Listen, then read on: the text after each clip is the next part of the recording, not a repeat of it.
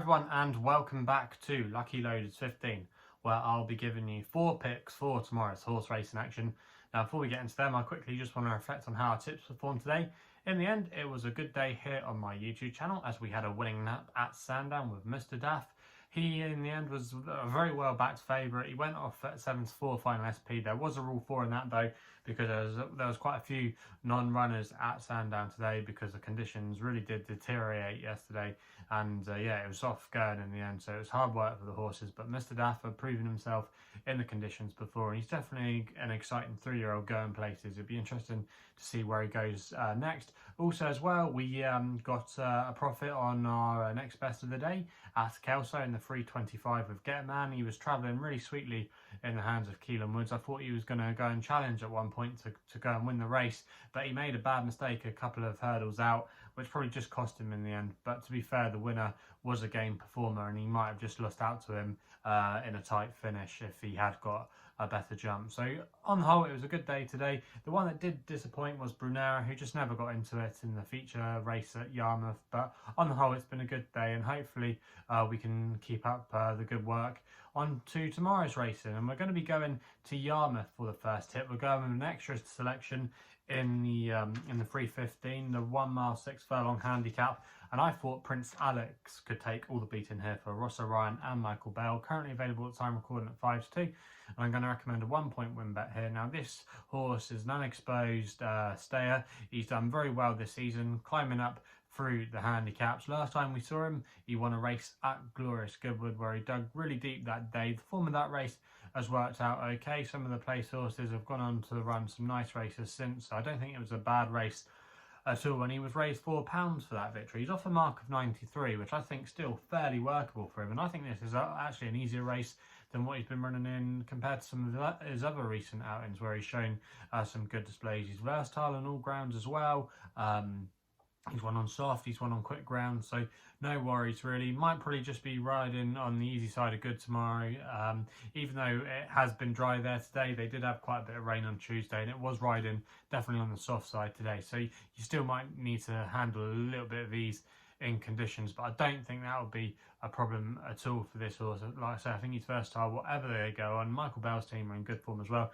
And also what is interesting about this horse, he does have an entry in the Cesarevich, and this is probably going to be his prep race for that big handicap at Newmarket next month. He is obviously going to have to stay further to win that race, but he's run about 16 to 1 shot in the betting, and if he was to win this race, he would definitely probably contract for that race. So yeah, Prince Alex, I think he'll take all the beating in that race at Yarmouth tomorrow, and is one to keep an eye on for the Cesarevich handicap next month at Newmarket. We then go up to Scotland where they begin the Western meeting there, the first of the 3-day meeting there.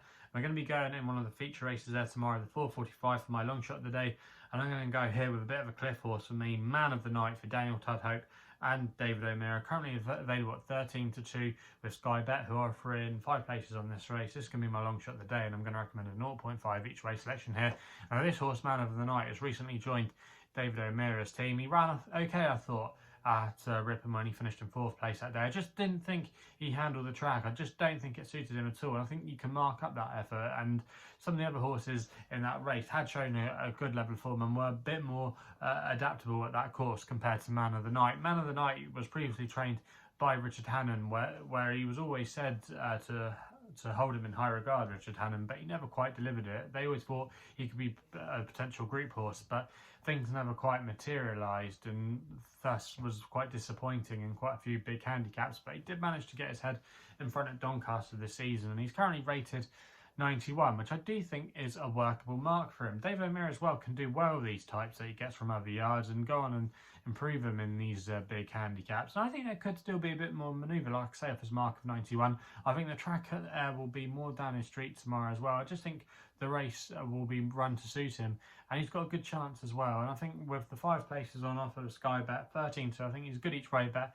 And I'll be disappointed if he couldn't get involved in the finish there. So he's going to be my tip in the 4:45. We then move on to my nap, which runs in the 5 o'clock at Yarmouth, and it's a horse called Liberated Lady for Ryan Moore and Hugo Palmer. Now this horse, I think, has got quite a good chance in this race tomorrow. Now I will admit there are a few appealing types. I think Michael Bell's horse obviously does warrant a lot of respect. But I just think Liberated Lady has a race in her of this nature. And what's interesting is now she's been given a chance by the handicapper. She started off the season off a mark of 90 and subsequently dropped back down to a mark of 84, which I think is definitely within her compass. This is as well going to be the lowest grade she's tackled in handicap. She's been competing in better races and over further as well. So I think she's got a lot more to offer. She shows a lot of speed during her races.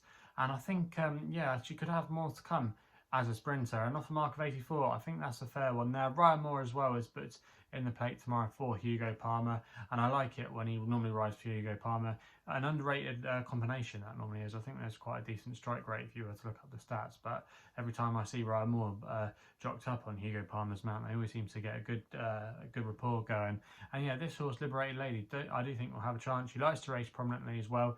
And she's drawn towards that stand side tomorrow. If they do head over there, which was the place arguably to beat today at Yarmouth, I think she's got a really good chance. And she's got stamina for further if they do go slow. So yeah, I think she's got a good chance in this race tomorrow, Liberated Lady. She's available at 10-3 with a few firms. I think that's a good price there, and I'm going to recommend a 1-point win bet as my nap of the day. We then go to Chelmsford for the all-weather action there for the evening card, and we go to the 6:30 with my next best, where we go with a feature race there with a horse called Chocoya for James Doyle and Hugo Palmer, currently available at 3-1. And I'm going to recommend a 1-point win bet here. Now, this horse recorded her first success on the turf last time at Salisbury. She was definitely worth more than the winner margin, I thought. I actually backed her that day as like a private on the side bet, and she just got no luck in running under Ryan Moore. He was looking for gaps. The door got closed in her face on quite a few occasions, but then when she did get out, she definitely showed a good turn of foot to put the race to bed. And I think if she got a clearer run, she would have absolutely hosed up. But yeah, I think she's got a good chance in this race tomorrow, and she'll be more comfortable as well going back to the all-weather. She's won 2 from her 5 starts on the all-weather, including some good form actually at Chelmsford, where she finished second back in April in a listed contest behind Happy Romance, who's been no mug at all for Richard Hannon this year and has actually won a Group 3. So yeah, off a handicap mark of 95, I do think she has a good chance in this race. She gets a weight for age allowance as well. Good draw to work from as well tomorrow and still won. Yeah, I think she's got untapped potential off her current mark. And yeah, I think she'll go very close in this race. So she is going to be the next best of the day. So they're the tips for tomorrow's racing. Let me know in the comments below what you'll be backing tomorrow. Also as well, if you're still enjoying these videos, remember to hit that thumbs up button and subscribe here to my YouTube channel at LuckyLoads15. Also as well, if you want to follow me on social media, Twitter is the place to do so, where my handle is at LuckyLoader15. And if you want to find out a little bit more about myself, my website is www.chrisloaderracing.co.uk. So please game responsibly. Hopefully we can have some winners for you guys tomorrow, and we'll be seeing you soon.